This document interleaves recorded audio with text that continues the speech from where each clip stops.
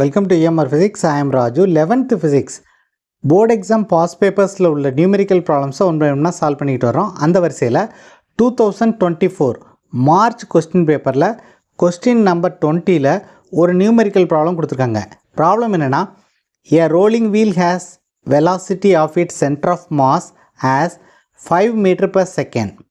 If its radius is 1.5 meter and angular velocity is 3 radian per second, then check whether it is pure rolling or not. இந்த ப்ராப்ளமை unit 5 motion of system of particles and rigid பாடிஸ்லேருந்து எடுத்திருக்காங்க. இது ஒரு example problem, example 5.21. இந்த ப்ராப்ளமில் என்ன கொடுத்துருக்காங்க அப்படின்னா, ஒரு ரோலிங் வீலினுடைய சென்டர் ஆஃப் மாஸோடைய வெலாசிட்டி கொடுத்துருக்காங்க. அதாவது velocity of centre of mass of the rolling wheel is given, which is 5 meter per second. இந்த ரோலிங் வீலினுடைய ரேடியஸ் கொடுத்துருக்காங்க 1.5 மீட்டர். இந்த வீலினுடைய ஆங்குலர் வெலாசிட்டி கொடுத்துருக்காங்க which is 3 radian per second. என்ன கேட்டிருக்காங்கன்னா, இந்த வீலினுடைய மோஷன் பியூர் ரோலிங்காக இல்லையா அப்படின்னு செக் பண்ண சொல்லியிருக்காங்க. ஸோ முதல்ல என்னென்ன டேட்டா கொடுத்துருக்காங்க அப்படிங்கிறத எடுத்து எழுதிக்கலாம். given velocity of center of mass of the wheel is given, which is equal to 5 meter per second. Velocity of center of mass is given as 5 meter per second. Next, radius is given. So r is equal to 1.5 meter. Angular velocity is given, which is 3 radian per second. So angular velocity oda symbol omega. Omega is equal to 3 radian per second.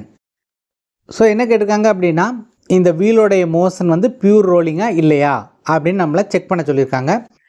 So what we have to know is the condition for, நமக்கு என்ன தெரியணும் அப்படின்னா, condition for pure rolling, pure ரோலிங்கான condition நமக்கு தெரியணும்.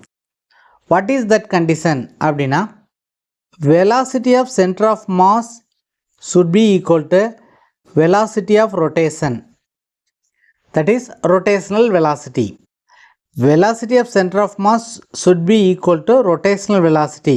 இப்படி இருந்தால் then it is pure rolling அப்படின்னு நம்ம சொல்லலாம்.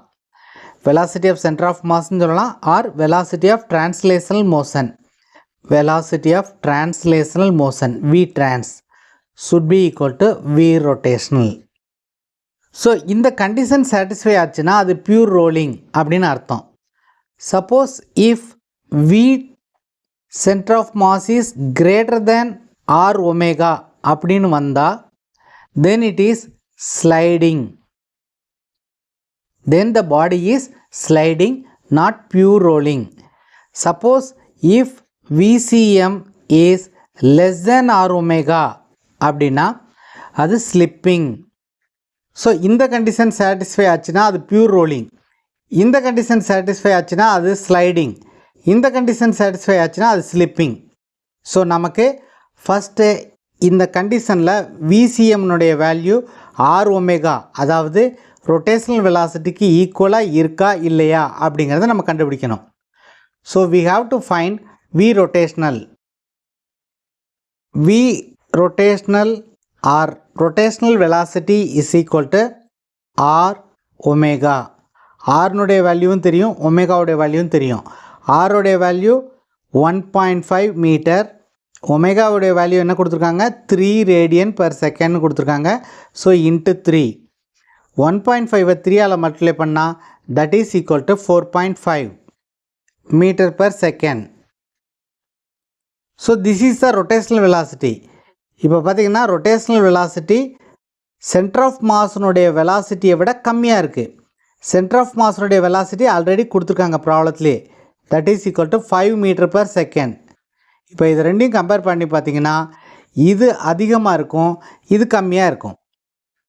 So therefore VCM is greater than V rotation. இது ரெண்டும் ஈக்குவலாக இல்லை. இது ஈக்குவலாக இருந்துச்சுன்னா அது pure rolling. Suppose VCM is greater than this, then it is sliding.